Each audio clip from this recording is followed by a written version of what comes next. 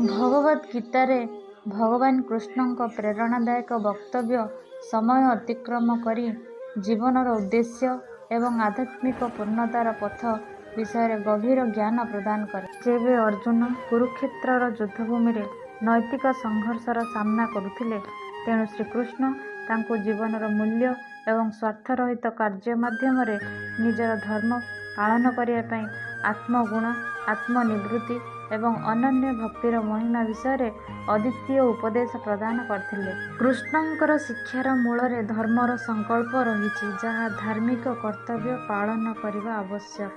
से उत्सर्गीकृत एवं फलाफल सहित संलग्न न करी जीवन कर्तव्य पालन करिवार गुरुत्व को सूचित करिछन्ति। एही कालजयी नीति एक संतुलित एवं उद्देश्यमूलक जीवनर मूल कथा कही थाए।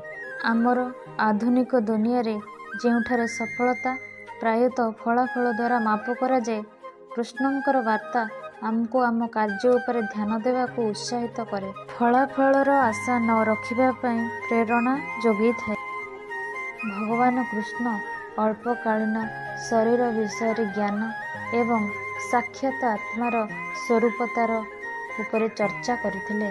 व्यक्तिगत अभिलाष द्वारा परिचालित एक समाज रे यह शिक्षादान सफलतार गभीर अर्थ एवं अन्य मानक उपरे आमर कार्यर प्रभाव उपरे प्रतिफलन सृष्टि करे।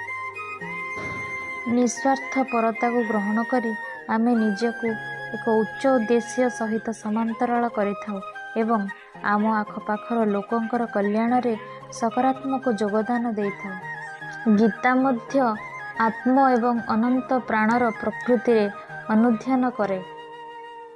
शरीर अस्थायी किंतु आत्मा अनंत अटे बोली कृष्ण मत देइचंती। एही गभीर बुझावणा आम निज जीवन रे आंतरिकता को आमंत्रण करे। आमको अस्तित्वर क्षणस्थायी दिगगुड़ी को देखिबा एवं आमर अभ्यंतरीण महत् सहित संयोग करने को अनुरोध करे। वास्तव लक्ष्यर अनुसरण रे कृष्णंकर शिक्षा आमको आत्मार स्थायी प्रकृति चिन्हिया पई मार्गदर्शन करे। भीतरर शांति एवं स्थिरतार भावना बढ़ई थाए। आउ मध्य कृष्ण भक्ति ज्ञान एवं श्रृंखलित कार्य को आध्यात्मिक हृदयंगम करिया पई विभिन्न उपाय भावरे वर्णना करती। से मानव प्रकृतिर विविधता को स्वीकार करती एवं व्यक्ति विशेष को एक पथ बाछिया पई उत्साहित करती जहाँ से मानकर स्वभाव सहित पुनः प्रकाशित हुए। एही अंतर्भुक्तता कृष्णंकर शिक्षार सर्वभारतीयता को आलोकित करे जहाँ विभिन्न वर्गर लोकों पई प्रযোज्य। आनंद एवं दुखर सामना रे समानता उपरे कृष्णंकर परामर्श आउ एक दुखद शिक्षा अटे। बाह्य परिस्थिति द्वारा प्रभावित न होई संतुलित मन बजाय रखिबाकू से अर्जुन को परामर्श देइछ।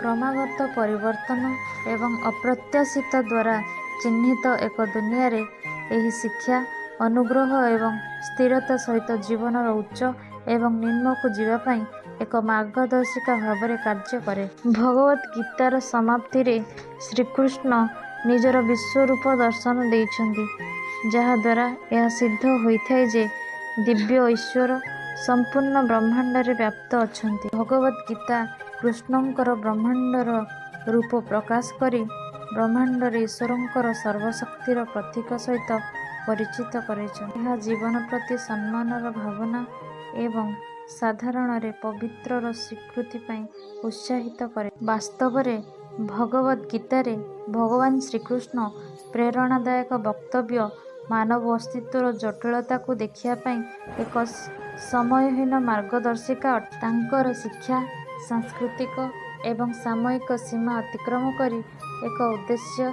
पूर्णता एवं आध्यात्मिक जागरणर जीवन को एक माध्यम प्रदान करे। जेहेतु आमे एही गभीर अंतर्निहित विषय गुड़िक उपरे प्रतिफलित करू आमे उच्च नीति सहित समान जीवन यापन करने को प्रेरणा पाइथाउ।